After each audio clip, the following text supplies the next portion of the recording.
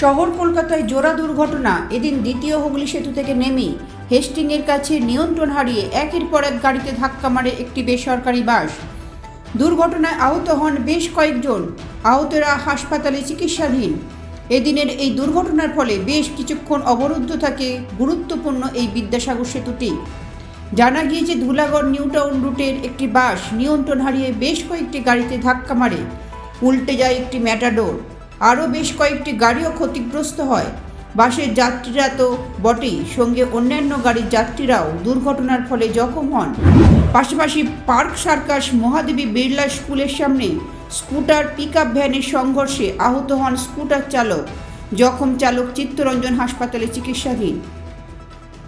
ভুল লেনে ঢুকে পড়ে পিকআপ ভ্যানটি ধাক্কা মারে স্কুটারে, পলাতক ভ্যানের চালক। ব্যুরো রিপোর্ট, লটারি সংবাদ।